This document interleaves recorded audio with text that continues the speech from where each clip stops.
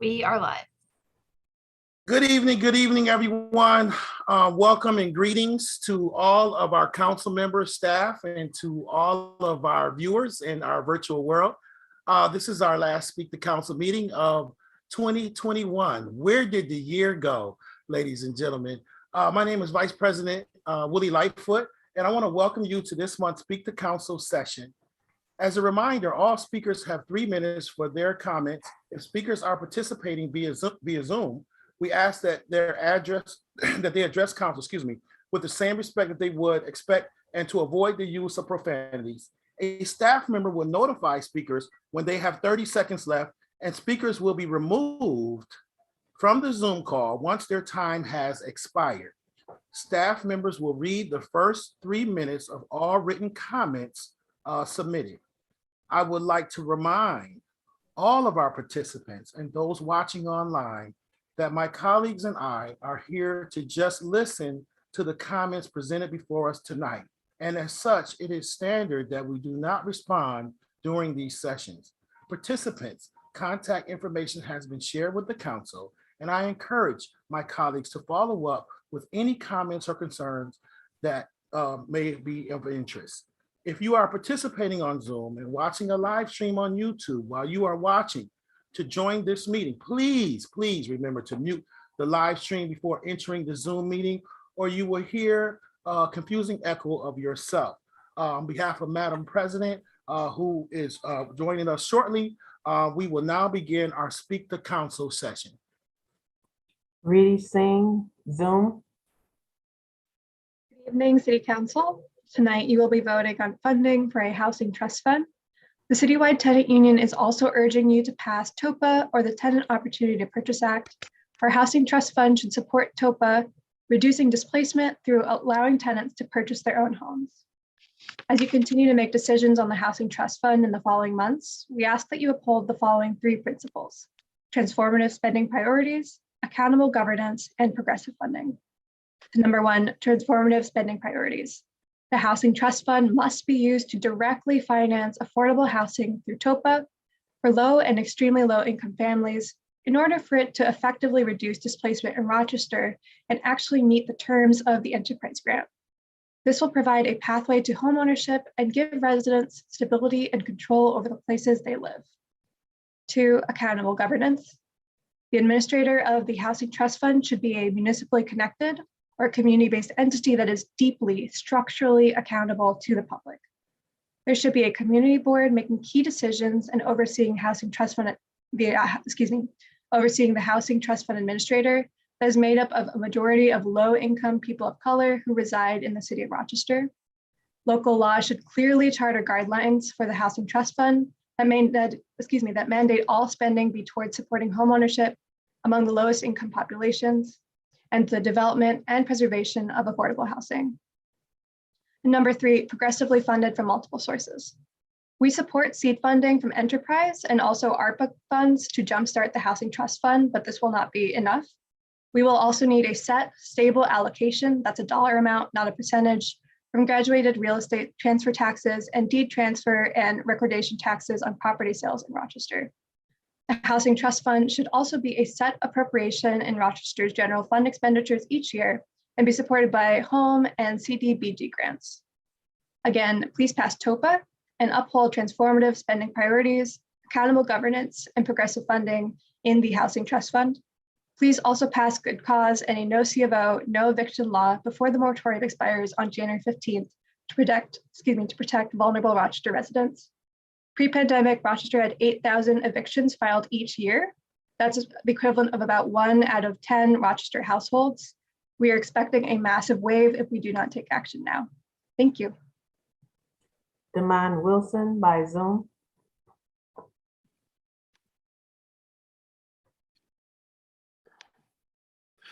Good evening.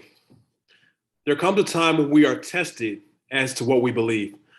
Moreover, there are moments in life when we come to a crossroads where we are forced to choose between convenience and our values. These moments define who we are as people and set the standard for our beliefs moving forward. The presence of Black, Indigenous, and other people of color in this country continues to be the Achilles heel of the American belief system. America can never truly live up to its principles until more is done to create a just society for all races. This is why commissions like RAISE and committees like Ruby were created. I've had the pleasure of serving on both, and the work put forth has endless possibilities, not only for women and men of color, but also for our city and county as a whole, if done right. With RAISE investigating structural inequities within the city and county, and Ruby exploring the intricacies of reparations and guaranteed basic income, the Rochester area is taking steps in deciding which road it wants to take. Your vote tonight carries more implications than you may think. It's more than numbers on a page or the opportunity to introduce a guaranteed basic income initiative.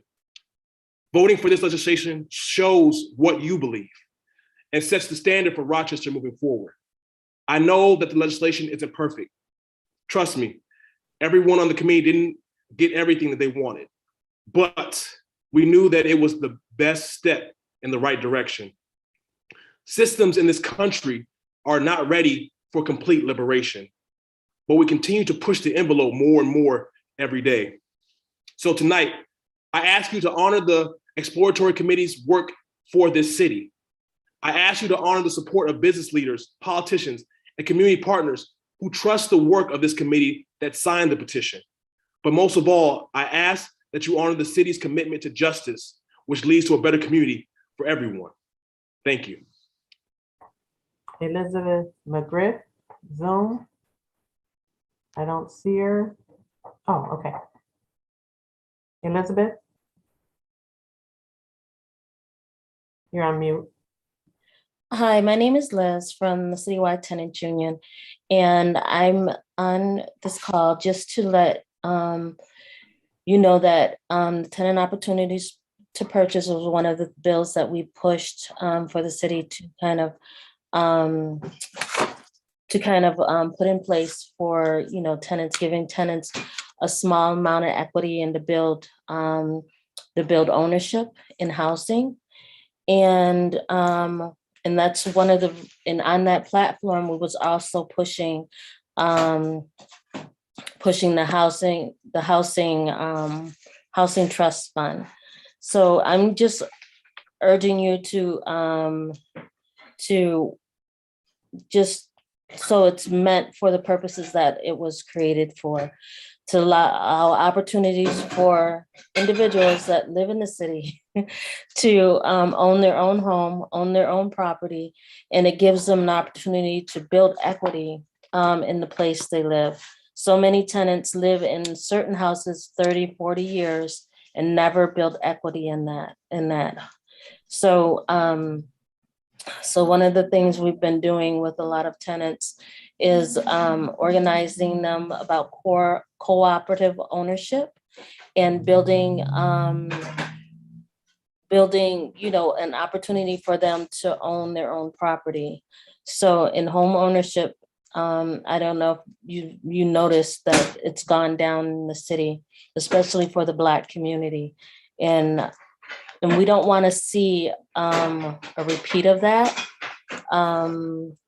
So we're hoping that you would put forth the funds in the proper place where it's intended for tenants to have the opportunity to own where they live, build equity in their community, and just, you know, for our community to thrive. So that's one of the things we've been pushing for with the housing trust fund. So we're hoping that that's what it's going to grow into.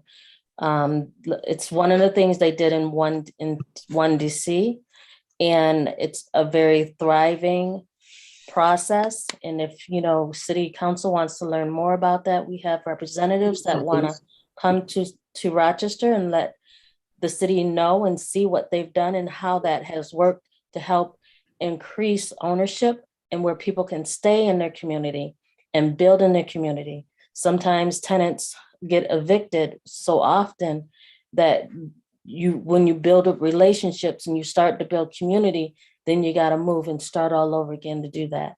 So, so we want to see the housing trust fund to be used in the point of letting communities stay whole.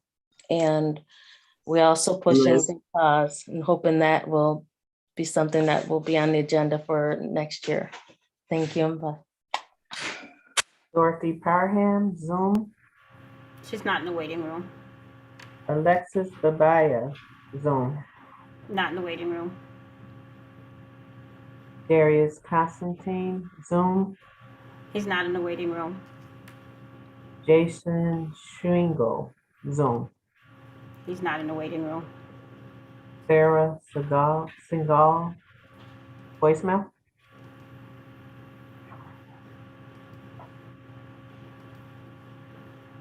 Hello, this is Sarah Single speaking. I am speaking to City Council requesting 24/7 public bathroom near Washington Square Park. Hello, City Council members. I live in Rochester and my church. Would you increase the volume on that, please? That's as loud as I can get it. Let me try. Square Park.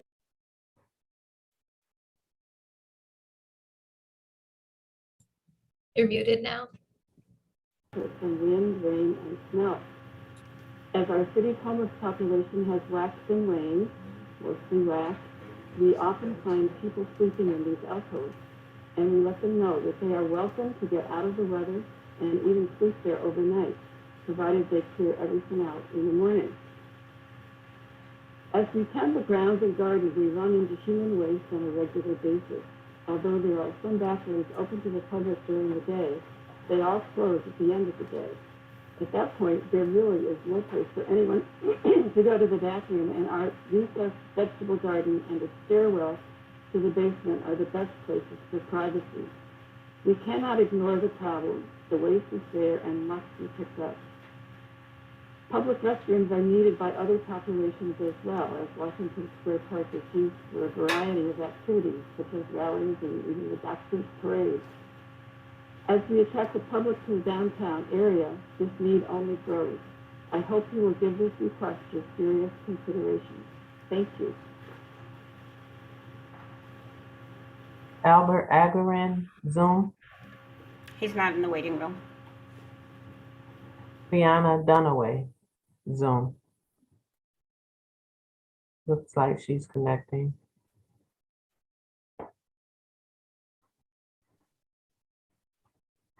Hello, you hear me? Yes. Hi.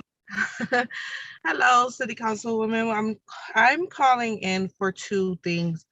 I want to be able to speak to you guys about the net office, being able to get in contact with them. For most of our tenants in Rochester is having a lot of problems, with contacting net offices and also getting them, to reply back to our voicemails or to come out and cite damages on the properties. So I just wanted to ask if we can get more, a little more assistance with letting the net office know to answer the calls or the voicemails, and being more into coming out and citing problems that we as tenants have. I'm also here to ask you guys to pass for the good cause protection. As we see, there's a lot of rent heists going on. There is a lot of evictions going on right now. The memorial is supposed to be closed on January 15th. And part of that is me asking you guys to pass this, so that we won't have more people out on the streets and more homelessness in Rochester. We need to be able to keep people into their homes, and for people, it's coming up with winter, so I wanted to be able to talk to you guys a little bit about that. So thank you.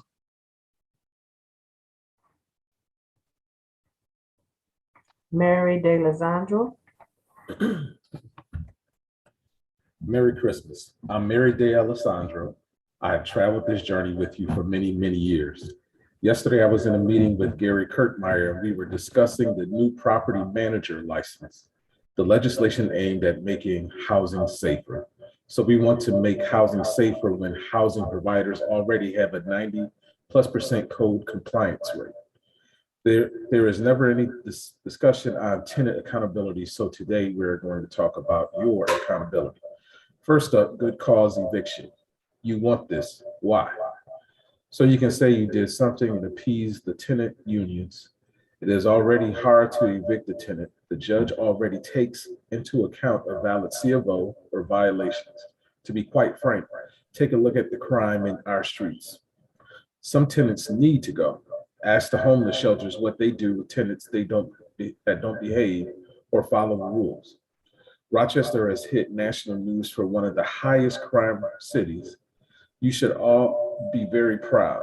Let's see, you brought in the National Guard. We still have murders almost every night. I believe we gave Police Accountability Board $5 million, and we still have carjackings and kids getting killed. So why do you keep putting more and more regulations on housing providers to provide safe housing and basically get no rent? And yet we'll have a 90+ code compliance rate. I know why. So people will look at us and not you. It's your job to keep the streets safe, and you get a big fat F-. You have failed. 80 people have died under your watch, mostly kids under 18. If you have not written to get bail reform overturned, then those deaths are on your hands. Why? Because a mother with a problem teen would rather have their kids safe in jail so he or she can get help than to have them be dead. Bail reform is more important to you to get the votes than to keep the citizens of Rochester safe. Start looking to yourselves before always coming down on the housing providers. The property manager license and having to have a property manager if you live farther than 45 minutes away is all an attempt to pass the buck. We have a good rating. We have been doing a good job. It appears most of you live farther than 45 minutes away because you're doing a horrible job. Just ask the parents who want their kids home this Christmas. Why aren't you saying their names? Why aren't you 30 seconds. holding problem tenants accountable? It just might save their lives and our city. You are more concerned about the votes. Let's rename some more parks. I'm sure that will mean a lot to someone whose child should have been in the program that went away due to the lack of funds. It really is very shameful at what you think is important. It's all going to come back up. Reverend Lane Campbell, voicemail.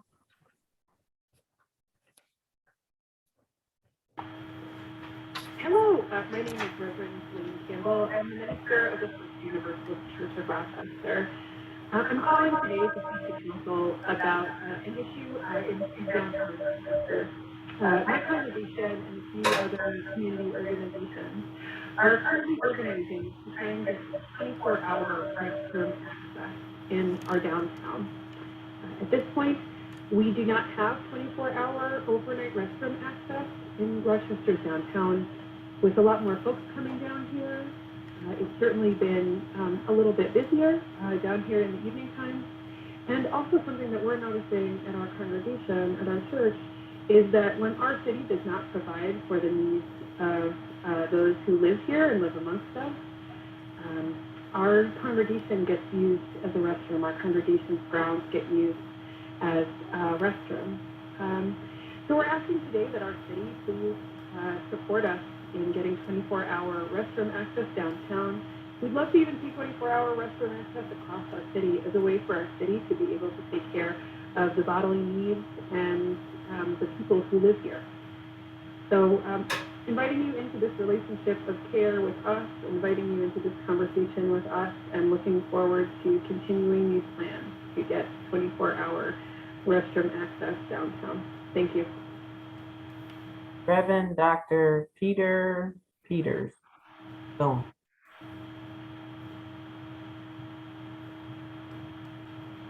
President Scott and members of the council, thank you for these 2 minutes. I'm the co-chair of Reach Advocacy, Inc. Since 2015, we have offered winter shelter to people experiencing chronic homelessness. Each year, we work to place our guests into permanent supportive housing. but we have found that there are not enough housing units for very low income people. We are here to support the citywide tenant union's Stabilize Rochester campaign. Too many Rochesterians are housing poor. They spend more than a third of their income on housing. And this is compounded by the rapid increases in rent we have witnessed these past decade or so. Along with COVID, these forces are driving more and more people to the possibility of eviction. But I'm not here to just talk about property. I want you to think beyond housing as property and instead think of people and their homes. All too often, the housing economy is focused on profit, overlooking what it means to create and love a dwelling as a home. Last week, I was listening to an interview with Nicole Kidman, who played the role of Lucille Ball. She said that Lucille regularly said that what she wanted was not a house, but a home. We all know what this means. A home is the place where we belong. It is a safe place. It is where our identities are formed. It is where hurts are healed, values are practiced, and character is shaped. Each of you as parents or siblings are aware of this. This campaign is about defending homes, not property. I urge you to consider how you might use your power to protect people's homes. The citywide campaign puts people and their homes at the center of our challenge to make housing a matter of justice for all people. REACH believes that housing is a human right, and we are proud to stand with the Citywide Tenants Union in their effort to seek justice for our neighbors' homes. Thank you. Michelle Katcha, Zoom. Good evening, Council. I wanted to bring forth some concerns I had with the crisis intervention team. I had an experience last month where I saw a post on Facebook that happened to be on a lost and found pet page. And there was a woman there who had another woman at the McDonald's on the corner of Lexington and Lake Avenue that was having a crisis. And she was asking for help. And people were responding with some avenues for her to contact and call the 211. Then she commented back that the woman was being agitated when she saw her on the phone and if somebody could call on her behalf. So I did call 211. It was a matter of over 8 minutes for me to connect with a person between the prompts and the different questions and then a hold time. When I did get through to a person, and it's my understanding this should be in the de-escalation category, that wasn't the case. They weren't very helpful because I was not with the person. And so they could not give me any information. I was tempted to get in my car. I was following the comments, and it did end up that this person did get help. And what that entailed, I'm not sure. But it was unfortunate to see a human being that needed help, that was afraid of police being called, and it being on a lost and found pet site. So I did some more investigation on the website for the crisis intervention team. And with that, I saw there was some stats. As I signed up for City Council to talk on this speech or on the subject, I also realized then that those stats went away. Now, it's my understanding that this pilot program was rolled out on 1/4 of 21 and officially launched on the 14th of March with over $650,000 that the council has approved for this effort. If I look in the executive summary plan, there's KPIs, there's numbers that are supposed to be being measured 30-day, 60-day, 90-day, 180-day increments. I see no stats for that. I see no accountability for any of the money that's been put forth and for this program and what services it's actually providing. To tell you from my one experience, it was not helpful.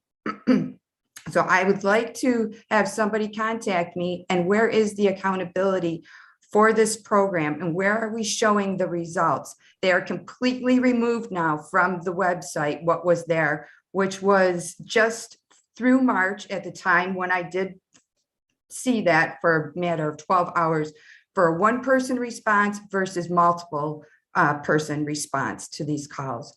So I would ask, you have my contact number, and I think the community deserves to understand where this money is being sent and what value are we realizing from this effort, considering there's so much other That's the issue. accountability being asked for. Thank you, everybody. Jacob Thorpe by Zoom. Good evening. My name is Jacob, and I'm speaking for the Rochester Housing Coalition. I'm a small housing provider in the city. My wife and I own 18 properties and do this as a full-time source of income. We know every one of our tenants personally and are helping 2 of them buy properties of their own. I'll be speaking about so-called good cause eviction. This legislation will increase the cost and burden to housing providers, forcing us to assume lower risk tenants, reducing housing opportunities for those same low-income tenants. We ask you to partner with owners by offering grants and incentives to provide low-income housing, ask for more RHA funding for vouchers, and use existing code enforcement mechanisms to address any negligence. Good cause eviction measures, which include rent stabilization elements, have been proven to have disastrous long-term effects on the communities, residents, and local homeowners. Such legislation has been tested in San Francisco and Cambridge, Massachusetts. These laws reduced the quality of rental housing, reduced the quantity of rental housing, and reduced the investment in the community, caused market rents to go up at incredible rates not seen prior to the implementation of these legislations, and caused an increase of gentrification and a shift away from low-income housing. Please look up the 2019 study by Rebecca Diamond, Tim McQuaid, and Franklin Kian called The Effects of Rent Control Expansion on Tenants and Inequality, Evidence from San Francisco, for further details. The true solution to low-income housing shortage and quality issue is increasing the housing supply and providing incentives for those owners to provide low-income housing. The coalition has drafted some proposals to encourage housing providers to invest in low-income housing and provide more housing at affordable rates. The grants recently opened by the Housing Council at Pathstone, called the Landlord Ambassador Extension Program, are a great example of what these programs could and should potentially look like. While there are elements of them to be modified, the program at its core is the direction the city should be taking to help increase the supply of quality low-income housing. Please reach out to the coalition at advocacy@rochesterhousingcoalition.com to further discuss proactive solutions. Thank you for your time. Victoria Boyd, Zoom. Good evening, City Council. My name is Victoria Boyd, and I'm speaking on behalf of the Rochester Housing Coalition. I will be speaking to point 3, rent control and so-called good cause eviction, which will increase the cost and burden to housing providers, forcing them to assume lower risk tenants, reducing housing opportunities for low-income tenants. We ask you to partner with our owners by offering grants and incentives to provide low-income housing, ask for more RHA funding for vouchers, and use existing code enforcement mechanisms to address negligence. My husband and I have been landlords in the city of Rochester for the last 4 years. By day, I'm an environmental consultant who deals with the need for affordable housing. We noticed a need for tenants to have access to low income and Section 8 housing and thought we could make a difference in the area. We work with all of our tenants to make sure their places are updated and that they can afford their rents. And if not, we figure out how we can get them on a payment plan. During the holidays, we provide gift cards to grocery stores so that they can provide their families with a special meal. With COVID, we have experienced a loss of around $15,000 due to unable to evict from, yes, non-payment and destruction, but also due to mental health crisis, an issue that could have been avoided with a notice of non-renewal and instead resulted in an endangerment to nearby tenants, our property, and involved the police.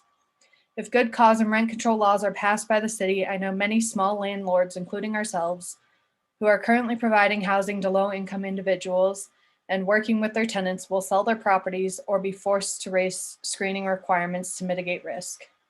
This will likely lead to an increase in larger slumlord-type landlords and/or result in the lack of housing for tenants that need small-scale landlords to work with them on paying rent. I vote you to consider RHC's suggestions, and against good cause and rent control. Thank you. William Ansbro, Zoom. He's not in the waiting room. Thank you. Lois Baum. She's not in the waiting room. I'm sorry. Bridget's reading that. Hello, I am Lois Baum from First Universalist Church near Washington Square Park in downtown Rochester. Are you aware there are no public bathrooms nearby that are open 24/7? A miserable topic, but here's why this matters. I suspect that during the night, most of us are snug and warm in our cozy beds. Then as you're sleeping, it wakes you. You have to go to the bathroom. For you and me, it's just a shuffle one room over, maybe with your slippers on. Now picture this. It's winter, you have no home, you are sleeping on church grounds. It's the middle of the night and you gotta go. But the nearest bathroom is many blocks away and your feet are cold and already hurting. In desperation, or maybe sometimes in defiance, you find a dark space on the church property where no one can see you. The next morning, kind-hearted volunteers from my church arrive, don their gloves, and clean up the poop. Can you imagine doing that? I worry desperately for the safety of my church friends, but I also worry for the unhoused folks of Rochester whose needs, especially in this regard, have seemingly been overlooked. I hope you are all aware that not every homeless person is allowed into shelters, or perhaps they are too affected mentally at the very thought of it. Still, the problem remains that these people have absolutely nowhere to defecate in the wee hours of the morning. This problem must be addressed ASAP, and City Council has the ability to resolve it for all involved. A few public city-owned garages are located near Washington Square Park, Washington Square Garage on Woodbury, and Court Street Garage. They are both open 24/7. I ask that City Council please seek out sources to pay for and approve of installing a public bathroom inside one or both garages to remain open 24/7. I advocate for the safety of my friends at church, and I advocate for the unhoused community of Rochester, New York. Thank you for your consideration. Lois Baum. Mark Gonzalez, Zoom.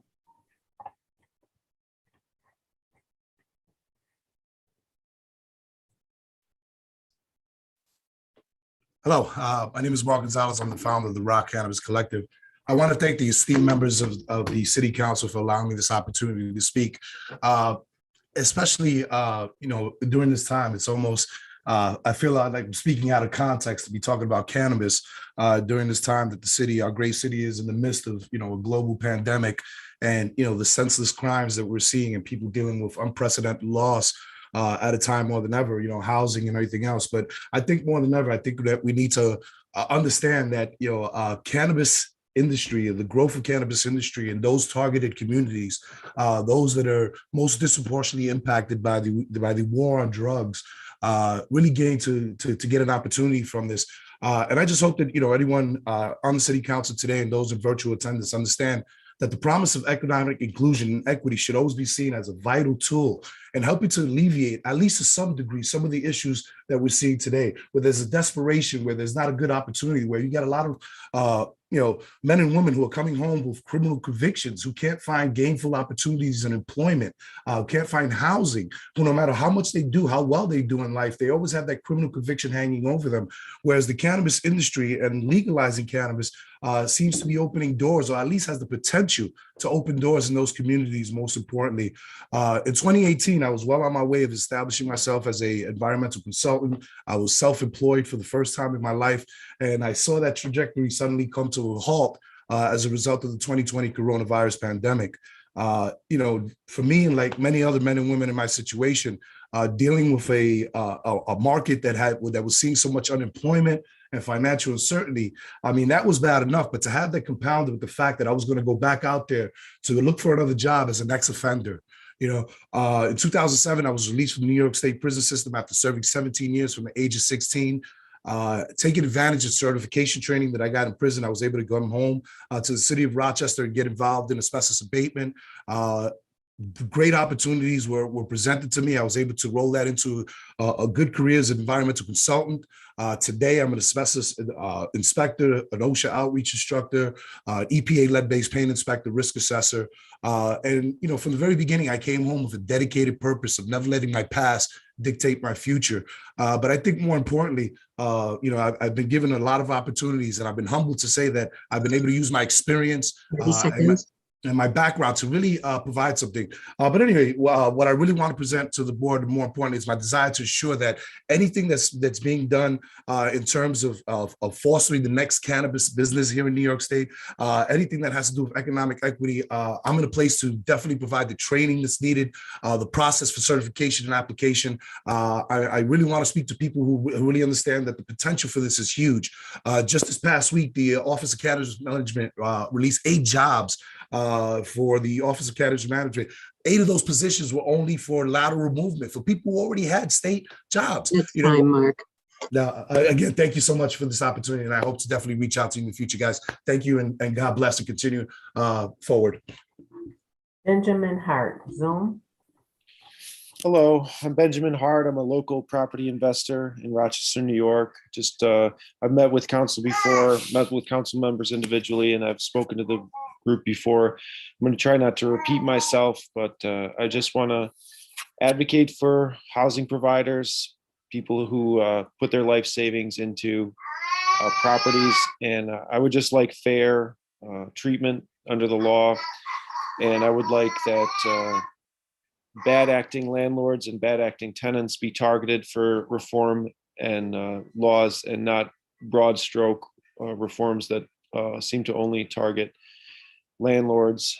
I'm against good cause eviction. I think we need to allow people, adults, to negotiate the terms of their own agreements freely. I have kind of like 2 tenants that both recently applied for relief. One hasn't paid a dime since he didn't have to. It's been like 17 months now, 18, I'm not sure. And the other, you know, he's paid everything he could. And both of those people need help. I'm not trying to frame it that one is good and one is bad. The one that didn't pay from the very beginning, he's also cursed me out. He stopped mowing the lawns and I got fined for that.